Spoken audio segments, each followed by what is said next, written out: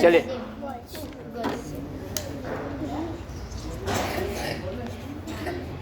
یہ دیکھیے آج جو ہمارا ٹاپک اس کے آگے جو ہے ہم نے جو آپ کو رمضان المبارک کے کچھ آداب بتلائے تھے کہ ہمارے سامنے رمضان المبارک آنے والا ہے تو اس میں کیا کرنا ہم کو. تو ہماری تراویح کے بعد ٹاپک آگے بڑھ رہی ہے کہ رمضان المبارک میں کا اہتمام کرنا ہے. بولو تراویح کا بھی اہتمام کیا کرے. اہتمام کہتے ہیں پابندی کو. عائشہ سن رہے تم؟ اہتمام کس کو کہتے بولو؟ پابندی کو. ادھر سنو. اور اس پابندی میں جو ہے ہم تراویح کا اہتمام کرنے کے بعد اور کیا کرنا ہے؟ صدقے خیرات، غریب اور بیواؤں یتیموں کی خیر خبر کرنے کے بعد کیا کرنا ہے بولو؟ ہم جو ہے سحری اور افطاری کا بھی اہتمام کریں گے. بعض لوگ جو ہے رات میں لیٹ کھاتے ہیں،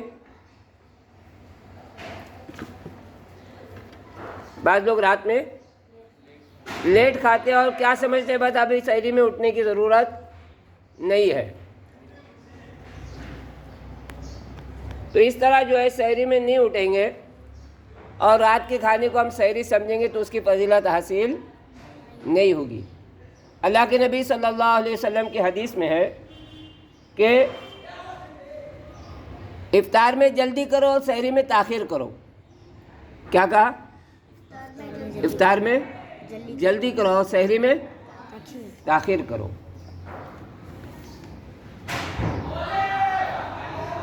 اور اس میں جو ہے رمضان میں سخاوت کو بہت بڑھانا چاہیے. کوئی بھی غریب آ گیا تو فوراً اس کو سخاوت کرے.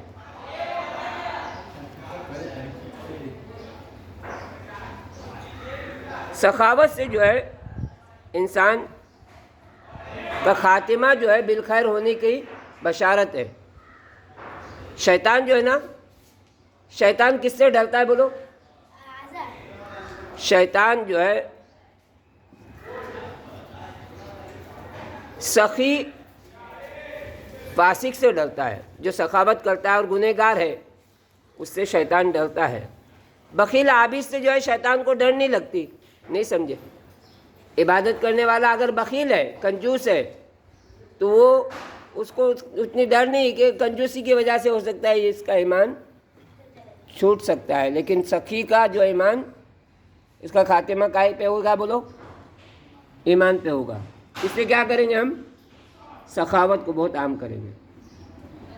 پھر اس میں ایک رات کون سی آنے والی بولو رمضان المبارک میں؟ شب قدر آنے والی. کیا ہے بولو؟ اس کا نام کیا ہے؟ شب قدر جو 1000 مہینوں سے بہتر ہے. سنو غور سے سنیں. شب قدر کیا ہے بولو؟ 1000 مہینوں سے بہتر ہے. اس میں ہم کیا کریں گے؟ رات کو جاگیں گے اور اسی میں جو قرآن مجید کیا ہوئی نازل ہوا ہے شب قدر میں. اس میں فرشتے اور حضرت جبرائیل علیہ السلام اپنے پروردگار کے حکم سے نازل ہوتے ہیں شب قدر میں، اور ہر عبادت کرنے والے کی عبادت کو لکھتے ہیں، ان سے مصافحہ کرتے ہیں اور ان کے دعا پر آمین کہتے ہیں. دعا پر کیا کہتے ہیں؟ آمین کہتے ہیں. اور جب صبح ہوتی ہے تو پھر وہ اللہ کی طرف نکل جاتے، واپس چلے جاتے آسمان پر. حدیث میں ہے کہ شب قدر رمضان کے آخری عشرے کی طاق راتوں میں سے کوئی رات میں ہوتی ہے. اس رات دعاؤں کا اہتمام میں ایک دعا حضرت عائشہ رضی اللہ تعالی عنہا نے اللہ کے نبی صلی اللہ علیہ وسلم سے پوچھا تھا کہ اگر شب قدر نصیب ہو جائے تو کیا کرنا، کون سی دعا مانگو؟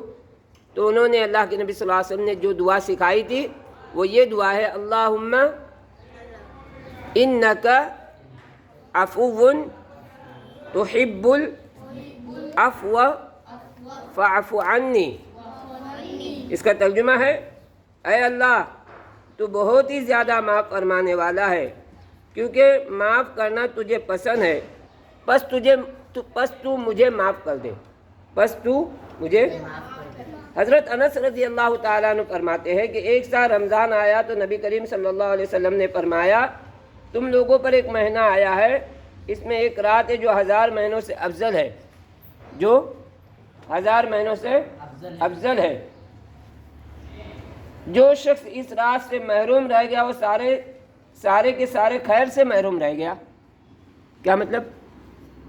جو اس رات سے بچ گیا اس کو ساری خیر سے اس کو بچا دیا جائے گا، یعنی بھلائی سے۔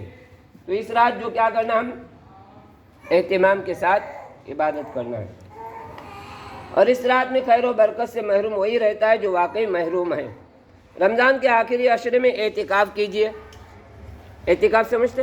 لڑکیاں بھی کر سکتی ہے اعتکاف، کسی ایک کونے میں بیٹھ گئے اور اللہ کی عبادت میں مشغول ہے، اور اس کے بعد جو ہے کیا کریں گے کہ دو کام ہے، کھانے پینے کا کام ہے اور ضروری کام ہے، تو اس کام کے لیے وہاں جگہ سے اٹھ سکتے، باقی زیادہ وقت اپنی جگہ کو ایک متعین کر لیں کسی ایک روم میں، اور وہاں پر ہم عبادت کریں نیت کے ساتھ۔ اور مرد حضرات مسجد میں اعتکاف کریں گے، اور وہ آخری 10 راتوں میں اس کو تلاش کرنے کے لیے، کس کو بولو؟ شب قدر کو تلاش کرنے کے لیے یہ رات دی گئی ہے۔ جو 10 راتیں جو ہے اعتکاف کی نیت کے ساتھ مسجد میں بیٹھے گا اس کو وہ رات بھی میسر ہوگی، اور بہت ساری خیر سے وہ خیر اس کو نصیب ہوگی، بہت ساری شر سے اس کو بچایا جائے گا۔ تو ہم کیا کریں گے، یہ جو رمضان المبارک کی جو باتیں میں نے آپ کو بتلایا ہوں اس کا اہتمام بھی کرنا ہے، کریں گے سب انشاءاللہ۔